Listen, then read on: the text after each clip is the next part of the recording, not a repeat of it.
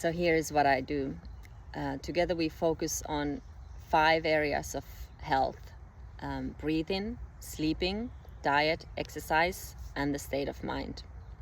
We identify the easiest yet most effective interventions from these areas, and we try to implement those in your everyday life with the least effort possible. These are not the same for everyone, so there's no one size fits all solution, but we have to identify the easiest, most effective implementations for you.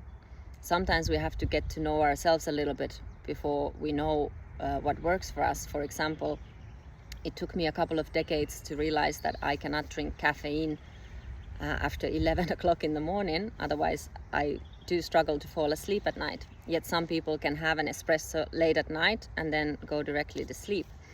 So we need to perhaps find out what things work for ourselves. Also, another example about sleep is some people are morning people, some people are evening people. This dates back to when some people had to keep watch. We slept at different times, so it's ingrained in us. It's in our circadian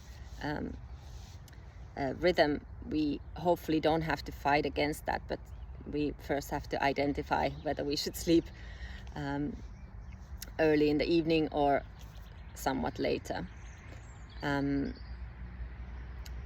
Also, it might not make sense to try and attack the most difficult areas. For example, if you know you should exercise but you hate exercise, I'm not going to force you to exercise. We could focus on some of the other areas first, and we don't have to focus on all of them. We can just pick 1 or 2 or something. Pick and choose the ones that we think are the most beneficial and easiest to actually keep implementing. The one area that I would love to teach to everyone is breathing. We all need slower breathing, and the effects of it are amazing. We breathe anyway, so it's something we already do, and if we just learn to adapt it with some simple exercises, it can be so beneficial. And also it is very tightly connected to sleep, so if you breathe better, you're very likely to sleep better. And it's also connected to your mind, so your mind is also likely to work better.